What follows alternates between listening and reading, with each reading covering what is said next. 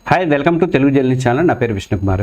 అమెరికాకి భారత్ గట్టి షాక్ అనేది ఇచ్చింది. F-35 జెట్ ఫైటర్ విమానాలు డీల్ని రద్దు చేసుకుంది. మరి అమెరికా కాకపోతే మనకు ఆప్షన్స్ ఉన్నాయా? అసలు మనం సొంతంగా తయారు చేసుకునే ఛాన్స్ ఉందా?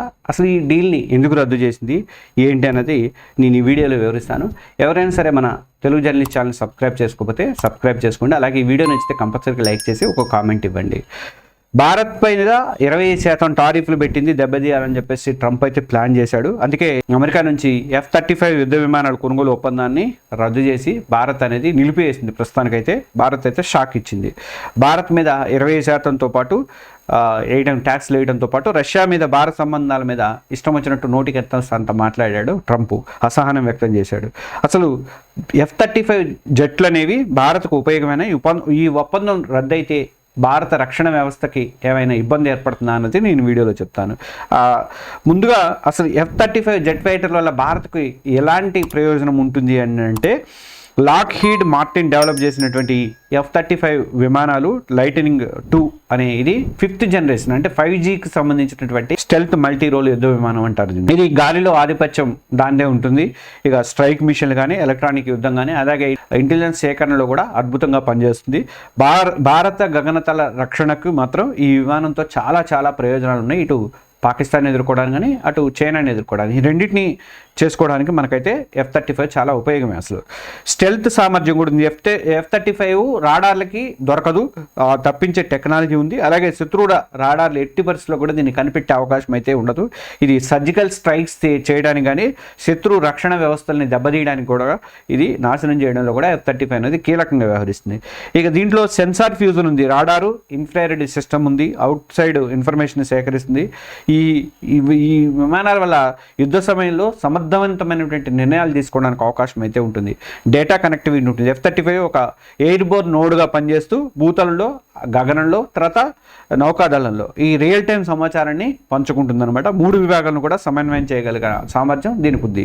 ఇక ఫస్ట్ స్ట్రైక్ సామర్థ్యం అంటే శత్రువుల రాడార్లు కానీ రక్షణ వ్యవస్థ కానీ కనిపెట్టే లోపే వెళ్ళి దాడి చేసి వచ్చే అంత కీలకమైనటువంటి వాళ్ళ ధ్వంసం చేసేటువంటి ఇది F-35కు ఉన్నటువంటి సామర్థ్యం అనమాట. ఇది అంటే దానివల్ల ఏమవుతుందంటే భారత వైమానిక దళం వేరే వాళ్ళు రెస్పాండ్ అయ్యేలోపు మనం చేసి రావచ్చు కాబట్టి మనదే పై చేయి అనేది ఉండడానికి అవకాశం ఉంటుంది. ఇలాంటి అంటే భారత్కి వచ్చేటువంటి చైనా నుంచి పాకిస్తాన్ వచ్చేటువంటి యుద్ధాలని తట్టుకోవడానికి కానీ వాళ్ళ నుంచి వచ్చేటువంటి బెదిరింపులు తట్టుకోవడానికి కానీ ఇది F-35 అయితే మంచిగా ఉపయోగపడుతుంది. ముఖ్యంగా ఏంటంటే చైనా J-20 అనే స్టెల్త్ జట్లు టిబెట్లో మోహరిస్తుంది. దానికి పోటీగా మనకు ఉంటే మాత్రం మంచిదే. మరి ఈ డీల్ని భారత్ ఎందుకు రద్దు చేసుకుంది అంటే, భారత్ F-35 కొనుగోలు రద్దుకు నిర్ణయం అయితే తీసుకుందంటున్నారు. అమెరికా టారిఫ్స్ ఒత్తిడి ఫస్ట్ కారణం. ఎందుకంటే 20% టారిఫ్స్ విధించడము, అసహనంగా మాట్లాడము ఇది ఒక కారణం అంటున్నారు. తర్వాత ట్యాక్సుల భారం కూడా ఈ రక్షణ ఒప్పందాలని తగ్గించుకోవడానికి కారణం కూడా అవుతుందని చెప్పేసి అని అంటున్నారు. అంటే ఖర్చు పెరిగిపోతుంది. F-35 జట్ల యూనిట్లు ఒక్కోటి $80 మిలియన్ నుంచి $115 మిలియన్ వరకు ఖర్చు అవుతుంది. ఇది అంటే మన రూపాయల్లో చెప్పాలంటే ఒక విమానం కాస్ట్ 6,640 కోట్ల రూపాయల నుంచి 9,545 కోట్ల రూపాయల దాకా ఉంటుంది. 6,000 కోట్ల నుంచి 9,000 కోట్ల రూపాయల దాకా ఒక్క విమానమే ఉంటుంది. ఒక్క ఫ్లైట్ తిరగడానికి $36,000 ఖర్చు అవుతాయి. అంటే మన రూపాయల్లో చెప్పాలంటే 30 లక్షల రూపాయలు ఖర్చు అవుతాయి ఒక ఫ్లైట్ గంటకి తిరిగి రావడానికి. F-35 ఇంత భారీ ఖర్చు భారత రక్షణ బడ్జెట్ మీద ఒత్తిడి అయితే కలగజేస్తుందని చెప్పేసి నిపుణులు అయితే అంటున్నారు. ఇంకా టెక్నాలజీ నియంత్రణ, F-35 జట్లు అమెరికా నియంత్రణలో ఉన్న autonomic logistic information system ALIS కానీ తర్వాత ఓడిన్ అనే లాంటి క్లౌడ్ ఆధారిత వ్యవస్థల మీద ఆధారపడి ఉంటాయి. ఇది భారత్లో లేదు ఈ వ్యవస్థ. కాబట్టి మళ్ళీ టెక్నాలజీ మొత్తం కూడా అమెరికా చేతిలో ఉంటుందన్న ఆందోళన కూడా వ్యక్తమవుతుంది. ఇంకా మనమేమో ఇప్పటికి ఆల్రెడీ స్వదేశీ ఇంకానే తయారీకి మనం ప్రోత్సాహం అనేది ఇస్తుంది మన ప్రభుత్వం. మేక్ ఇన్ ఇండియా కానీ ఆత్మనిర్భర్ భారత్ కానీ ఇట్లాంటి వాటిని ప్రోత్సాహం ఇస్తుంది. కానీ ఇప్పుడు అక్కడ నుంచి తెచ్చుకోవడం అనేది మన దగ్గర అడ్వాన్స్డ్ మీడియం కాంబాట్ ఎయిర్ క్రాఫ్ట్ అని AMCA లాంటివి తయారు చేస్తున్నారు. దానికి ఇబ్బందికరంగా ఏర్పడే అవకాశం అయితే ఉంటుంది. అంటే స్వదేశీ స్టెల్త్ జట్ల అభివృద్ధికి F-35 కొనుగోలు అనేది ఒక అడ్డంకిగా మారే అవకాశాలు ఉన్నాయని కూడా నిపుణులు హెచ్చరిస్తున్నారు. దీన్ని రద్దు చేస్తే భవిష్యత్తులో ఏం జరుగుతుంది? F-35 డీల్ కనుక రద్దు అయితే భవిష్యత్తులో ఏం జరుగుతుందంటే రక్షణ వ్యవస్థ మీద అయితే కొంత ప్రభావం అయితే పడుతుంది, కానీ స్వదేశీ అభివృద్ధికి ప్రాధాన్యత అయితే దక్కుతుంది. మనం అనుకున్నట్టుగా ఇందాక ఆత్మనిర్భర్ భారత్ కానీ మేక్ ఇన్ ఇండియా కింద కానీ AMCA ప్రాజెక్ట్ని డెవలప్ చేసుకోవడానికి, మనకు ఒక అడ్వాన్స్డ్ మీడియం కాంబాట్ ఎయిర్ క్రాఫ్ట్ని తయారు చేసుకోవడానికి మనకు ఒక అవకాశం అయితే చిక్కుతుంది దీనివల్ల, ఇది రాకపోతే.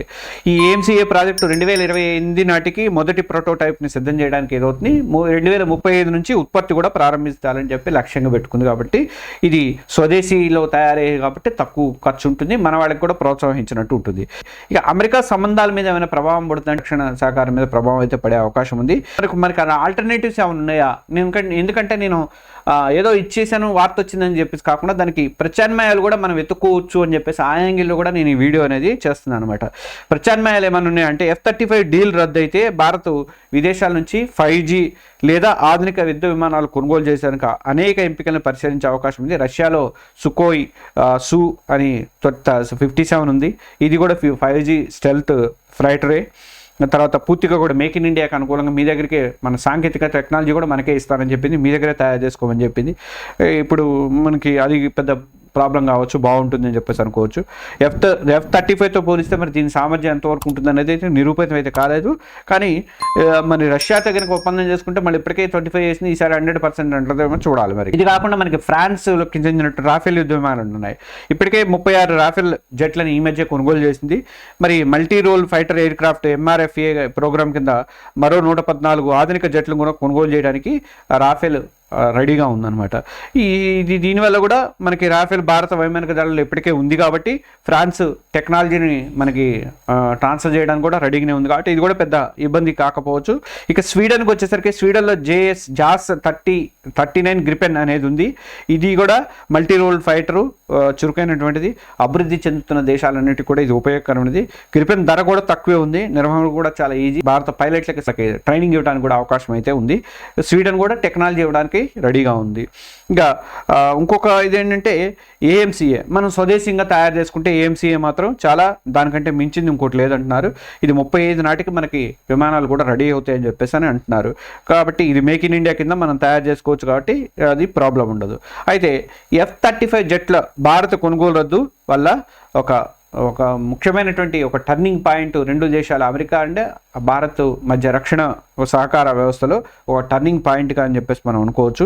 ఈ అధిక ఖర్చు నియంత్రణలో ఈ ఖర్చు తగ్గించుకోవడానికి అవకాశం ఉంటుంది. మరి టెక్నాలజీ మనకి బదిలీ కావట్లేదు, అమెరికా టెక్నాలజీ మీద ఆధారపడాలి. మనం విమానాలు తెచ్చుకున్నాను, టెక్నాలజీ మళ్ళీ అదే ఉంటుంది కాబట్టి దాని చేతిలోనే ఉంటుంది, అదొక ఇబ్బంది ఉంటుంది.